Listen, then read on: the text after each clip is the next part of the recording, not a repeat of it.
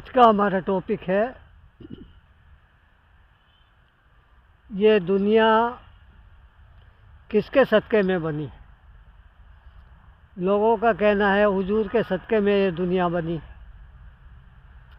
قوالوں نے بھی یہ جوڑا ہے، قوالوں کی شاعری میں بھی یہ ملتا ہے کہ یہ دنیا حضور پاک کے صدقے میں بنی۔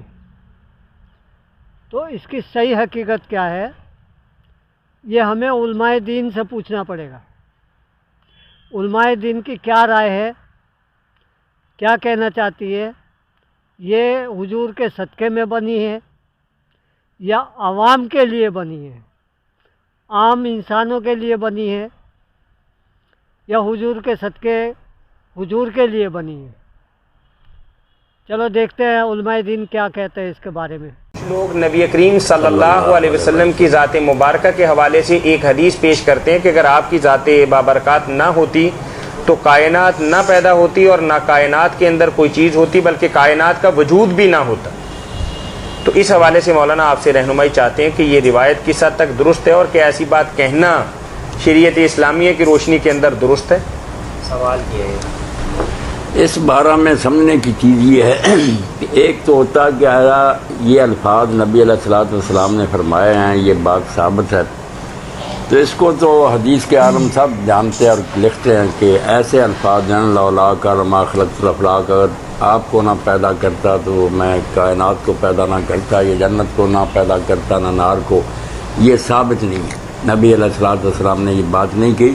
اس کو کہتے ہیں کہ یہ لفظاً صحیح نہیں، اس طرح نہیں تھی مگر معنی صحیح ہے، مضمون اس کا جو ہے نا درست ہے، کیونکہ اللہ کے رسول علیہ السلام تو بہت عالی مرتبہ قرآن جب کہتا ہے کہ زمین میں جو کچھ ہے والذی خلق لکم ما فی الارض جميعا، زمین میں سب کچھ جو ہے میں نے تمہارے لیے بنایا ہے۔ ہم انسانوں کو خطاب کرتا ہے کہ اگر تم نہ ہوتے تو میں نے یہ فروٹ اور یہ دودھ اور یہ جو نہریں بہا دی ہیں کس لیے بنائی؟ خلق لکم، تمہارے لیے بنائی۔ اور سورہ اعراف میں کہتا ہے کہ دنیا کی نعمتیں اصل میں تو اہل ایمان کے لیے ہیں، کافر اگر اس دنیا میں کھا رہا ہے تو وہ تو طفیلی ہیں ان کے، کہ ان کا ایک بھی ہونا ضروری تھا تاکہ مقابلہ ہو سکے، ورنہ اصل میں اللہ نے مومنوں کے لیے پیدا کی۔ اس سے پتہ چلا کہ جب یہ چیزیں مومنوں کے لیے پیدا کی ہیں تو رسول اللہ صلی اللہ علیہ وسلم تو سب سے اعلیٰ۔ اب ہم نہ ہوتے تو دنیا نہ ہوتی، رسول اللہ نہ ہوتے تو پھر کیوں دنیا بنتی؟ یہ بات ملا علی قاری فرماتے ہیں لفظاً صحیح نہیں ہے، معنی صحیح ہے، مضمون ٹھیک ہے، بلکہ ہونا تو یہ چاہیے جیسے علامہ اقبال کہتے ہیں، بڑی پتے کی بات ہے، عالم ہے فقط مومن جاں باز کی میراث۔ یہ دنیا جو ہے اصل میں جو جانیں قربان کرتے ہیں مومن، اللہ نے ان کے لیے بنائی ہے کہ وہ اس دنیا میں اپنا امتحان دے سکے۔ عالم ہے فقط مومن جاں باز کی میراث، مومن نہیں جو صاحب لولاک نہیں ہے، جو ایسی نیکیاں کر کے نہیں مرتا کہ اللہ یہ کہے کہ اگر تو نہ ہونا ہوتا تو میں دنیا نہ بناتا، میں نے لفنگوں کے لیے بنائی تھی تیرے جیسے۔ تو جب عام آدمی کا یہ حال ہے، مومن نہیں جو صاحب لولاک نہیں، جو اتنا نہیں نیک بنتا کہ اللہ کہے اگر تو نہ ہوتا تو میں دنیا نہ پیدا، تو یہ ظاہر ہے اس کے زیادہ حقدار تو اللہ کے رسول علیہ السلام ہے۔ اس لیے یہ مضمون بالکل صحیح ہے کہ اگر رسول اللہ اور نیک لوگ نہ پیدا ہو رہے ہوتے تو اللہ نے شیطانوں کے لیے یہ دنیا بنائی ہے۔ مگر اگر کوئی کہتا ہے کہ حضور کے لیے بنائی، آپ کو دے دی، آپ چلا رہا ہے، یہ غلط معنی ہے، ایسی بات نہیں۔ یہ مقصد ہے کہ اللہ تعالیٰ نے نیک لوگوں کو اس دنیا میں موقع دینے کے لیے کہ وہ نیکی کا مظاہرہ کر سکیں، یہ دنیا کا میدان سجایا ہے کہ کھیل سکیں، انعام حاصل کر سکیں۔ اللہ نے سوال اٹھایا کہ کیوں پیدا کیا، اس کیوں کا ہمارے پاس جواب نہیں ہے، کیونکہ کیوں کا جواب وہی دے سکتا ہے جس نے بنایا ہے۔ اللہ فرماتے آؤ ہم بتاتے ہیں ہم نے تمہیں کیوں بنایا۔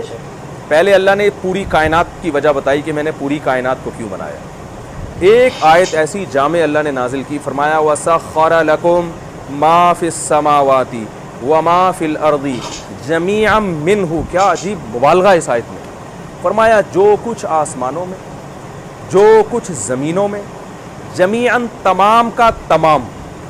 حالانکہ جب اللہ نے کہہ دیا جو کچھ آسمانوں میں تو تمام ہو گیا نا، پھر جو کچھ زمین میں تو بھی تمام ہو گیا، پھر جمیعاً تمام کا تمام۔ تو میں حیران ہوتا تھا اتنی تاکیدیں اللہ نے کیوں لگائی ہیں۔ اس کا جواب ایک دن ذہن میں آیا کہ اگر ایک چیز بھی اس کائنات میں ایسی ہو گئی نا جس کی اللہ نے پیدائش کی ریزن نہیں بیان کی تو یہ الزام کس پر ہے؟ اللہ پر، کہ اللہ تو نے فلاں چیز بلا وجہ پیدا کر دی۔ تو اللہ کہہ رہے ہیں ایک چیز بھی نہیں, ایک ذرہ بھی نہیں. جو کچھ آسمانوں میں, جو کچھ زمینوں میں, پورا مکمل ایک چیز بھی مستثنا نہیں ہے اس سے. سخر لکم, تمہارے لیے بنایا ہے. کس کے لیے؟ انسان کے لیے, انسان اور جنات. تو پوری کائنات کا مقصد تو اللہ نے دو لفظوں میں بیان کیا, اور ہمیں نظر بھی آ رہا ہے. سمندر سے کتنے ٹنوں من مچھلیاں ہم نکال لیتے ہیں, ان سے جینے کا حق چھین لیتے ہیں. سمندر کی مچھلیوں نے کبھی احتجاج کیا ہے بھائی؟ بکرا جب 2 دانت کا ہوتا ہے, خود تو ساری زندگی عیاشی کرتے رہتے ہیں, ابھی جب بیچارہ جوان ہوا, جوانی کی دہلیز پہ قدم رکھا, بد نظری بھی نہیں کرنے دیتے ہیں, اور فوراً کاٹ کے کیا کر دیتے ہیں, کھا جاتے ہیں. سوال پیدا ہوتا ہے نا بھائی, یہ بھی تو ایک مخلوق ہے. ممکن ہے کوئی کہے بھائی یہ جانور پر, بعض لوگ کہتے ہیں کہ جانور کو کاٹنا ظلم ہے کیونکہ یہ انسان اپنی خدمت کیوں لے رہا ہے. تو بھائی اگر کاٹنا ظلم ہے تو پھر جانور پہ سواری کرنا بھی ظلم ہے, جانور پہ بوجھ لادنا بھی ظلم ہے. گدھے سے پرمیشن تھوڑی لی جاتی ہے کہ ہم آپ پہ بیٹھ کے جائیں, گھوڑے سے پرمیشن تھوڑی لی جاتی ہے, وہ تو بیٹھ جاتے ہیں. بلکہ گھوڑا تو سرکش ہوتا ہے, اس کو سدھارنا پڑتا ہے, مار پیٹ کے اس کو قابو میں لانا پڑتا ہے, تو پھر یہ بھی ظلم ہے. لیکن اگر یہ ظلم نہیں ہے, اس لیے اس کا کیوں جواب اس کا یہ کہ بھائی یہ گھوڑا گدھے کس کے لیے پیدا کیا اللہ نے, ہمارے لیے, تو پھر کاٹ کے کھانا بھی ظلم نہیں ہے. تو ہمارے لیے کا مطلب ہے اللہ نے فرمایا جس طرح سے چاہو فائدہ اٹھاؤ. یہ پوری کائنات بنی کس کے لیے ہے, تمہارے لیے. اگر یہ جواب غلط ہے تو بھائی اس کے مقابلے میں کوئی دوسرا جواب لے کر آؤ. دوسرا جواب بعض دفعہ کسی کے دعوے کی بہترین دلیل یہ ہوتی ہے کہ اگر یہ دعویٰ غلط ہے تو صحیح دعویٰ پیش کر دو. بھائی آپ سمجھ رہے ہیں کہ نہیں سمجھ رہے؟ علیکم, میرا نام عبداللہ باوزیر ہے. فیض بھائی آپ نے ٹاپک میں بولے کہ قرآن کی آیت تلاوت کی آپ نے کہ اللہ نے جنوں کو اور انسانوں کو صرف اپنی عبادت کے لیے پیدا کیا. اور ایک مشہور کتاب ہے جو مسجدوں میں بھی رکھی جاتی ہے, اس میں لکھا ہے کہ آدم علیہ السلام نے عرش پر لکھا ہوا کلمہ دیکھا اور اس کے وسیلے سے دعا مانگی, اور اللہ نے پھر کہا کہ میں نے ان کے طفیل میں ہی دنیا بنائی. تو ایک عقیدہ صحیح ہے کیا؟ مطلب وہ آیت میں اللہ فرما رہا ہے کہ میں نے ان جنوں کو اور انسانوں کو صرف اپنی عبادت کے لیے پیدا کیا ہے, اور وہ کتاب میں ایسا لکھا ہے جی کسی کے طفیل میں. جی تو بہرحال دیکھیے, سنن ابو داؤد کی روایت ہے, نبی اکرم صلی اللہ علیہ وسلم فرما کہا کہ اللہ نے سب سے پہلی مخلوق جو بنائی وہ قلم تھی. اللہ کی فرسٹ کریشن جو تھی وہ تھی قلم, اور یہ کائنات کے وجود میں آنے سے 50,000 ایئرس پہلے, 50,000 سال پہلے اللہ نے بنائی. اور قلم سے کہہ دیا لکھ دے ہر وہ چیز جو ہونا ہے, تو قلم نے لکھ دیا ہر وہ چیز جو ہونا ہے. اس حدیث میں یا ایسی دیگر روایتوں میں جہاں مطلب آدم علیہ السلام کی پیدائش اور دیگر تذکرے قرآن اور حدیث میں آتے ہیں, کہیں نہیں لکھا ہے کہ کسی کے طفیل میں ہم اس دنیا کو چالو کر رہے ہیں. جو روایتیں اس تعلق سے آتی ہیں عموماً محدثین کے نزدیک ضعیف یا موضوع درجے کی ہوتی ہے. لہٰذا اس روایت میں تو صاف الفاظ ہے کہ قلم سے کہہ دیا لکھ دے, قلم نے لکھ دیا جو کچھ ہونا ہے. اس میں کوئی تفصیلات نہیں کہ کیوں لکھا, کس کے وجہ سے قلم نے لکھنا شروع کیا. اللہ نے یہ کہا کہ میں بنانے والا ہوں دنیا کو فلاں کے, اس میں لہٰذا چونکہ اس میں تفصیلات نہیں ملتی, لہٰذا ایسی کوئی بات ہم نے نہیں کہنا چاہیے جس کی دلیل عقیدے کے معاملے میں قرآن حدیث سے نہ ملتی. دوسرا سوال یہ ہے کہ بعض لوگوں کا خیال ہے کہ سیدنا آدم علیہ السلام کی توبہ جو ہے نبی علیہ الصلوۃ والسلام کے وسیلے سے ہوئی, اور اس تخلیق کائنات کی وجہ بھی نبی علیہ الصلوۃ والسلام ہے. اس سے فردر کہ نبی علیہ الصلوۃ والسلام کا جو نور ہے وہ سیدنا آدم علیہ السلام کے انگوٹھے میں آیا اور انہوں نے چوما.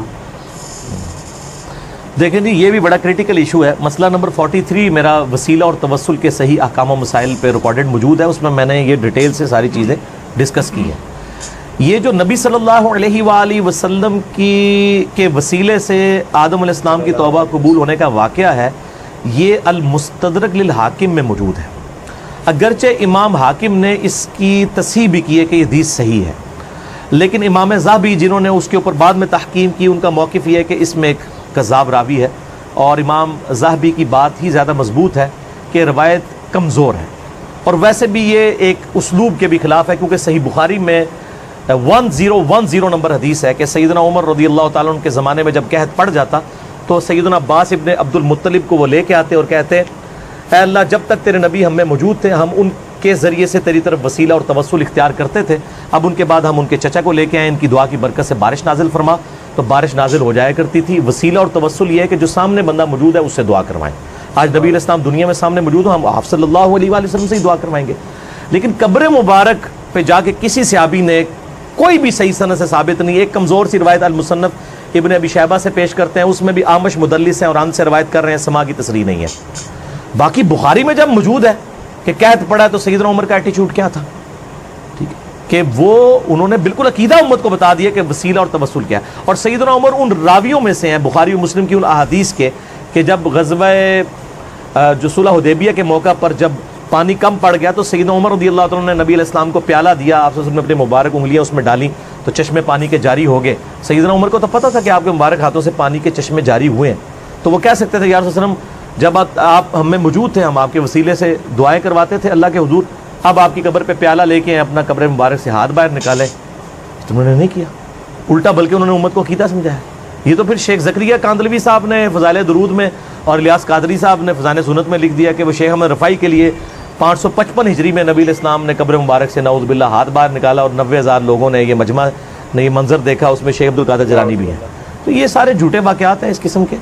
تو وہی جو حدیث ہے نا حاکم کی، اس میں موجود ہے کہ نبی علیہ السلام کے وسیلے سے آدم علیہ السلام کی توبہ قبول ہوئی، اور اس میں آگے ہے کہ پھر آدم علیہ السلام پوچھتے ہیں یا اللہ یہ محمد کون ہے، تو اللہ تعالیٰ فرماتا ہے کہ اگر میں محمد کو نہ پیدا کرتا تو کائنات کی کسی چیز کو پیدا نہ کرتا۔ یہ سارے الفاظ اسی ایک روایت کے اندر ہیں، وہ روایت اصول محدثین کے اندر ضعیف ہے، کیونکہ قصہ آدم اور ابلیس قرآن حکیم میں 7 دفعہ آیا ہے۔ اگر آدم علیہ السلام کی توبہ کا یہ واقعہ ہوتا تو قرآن پاک میں منوان اس طریقے سے آتا۔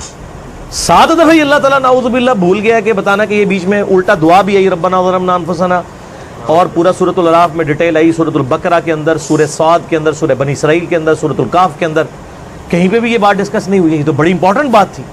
اور پھر انسانیت کی پیدائش کا مقصد نبی علیہ السلام کی اگر پیدائش ہے، یہ تو اس سے بھی زیادہ امپورٹنٹ بات ہے، یہ قرآن میں ہونی چاہیے۔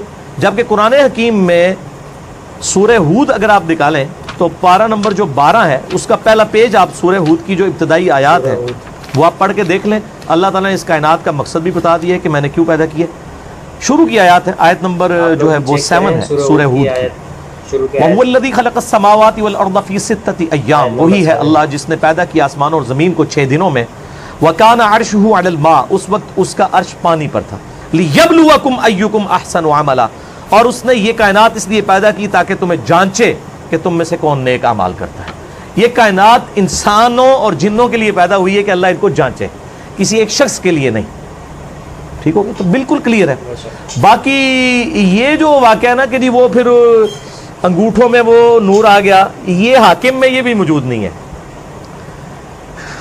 یہ پتہ کہاں میں موجود ہے؟ یہ انجیل برناباس کے اندر، جس کو میں بڑے عرصہ پہلے کہتا تھا کہ جعلی انجیل ہے، یہ کسی مسلمان نے بیٹھ کے لکھی ہے، اور کرسچنز تو پہلے نہیں مانتے۔ ہمارے پاس جب جو اسٹیبلش انجیل جو ہے gospel of John, Luke, Marks اور میتھیو، جو 4 ان کے صحاب نے جمع کی ہوئی ہے، اس میں بھی کئی ایک جو ہے پروفیسیز نبی علیہ السلام کے بارے میں موجود ہیں، وہ کیوں نہ ہم پیش کریں۔ برناباس لے کے آتے ہیں، برناباس تو لگتا ہے کہ کسی مولوی نے، بلکہ مولویوں کے پینل نے بیٹھ کے لکھی ہوئی ہے، بالکل ٹارگٹ کر کے۔ یہ انجیل برناباس کے اندر ہے کہ آدم علیہ السلام کے انگوٹھوں میں نبی علیہ السلام کا نور آیا اور انہوں نے چوم کے آنکھوں کو لگایا۔ یہ اپنی کتابوں میں بھی جو اضافے کرتے تھے یا تعریف کرتے تھے یا لاتے تھے، اب عیسائیوں کی کتاب میں بھی ظاہر قرآن میں تو تعریف نہیں کر سکتے تھے، تو انہوں نے کہا کہ چونکہ یہود و نصارہ اپنی کتابوں میں کرتے رہے، تھوڑی سی ہم بھی اس میں کر دیں، ٹھیک ہے۔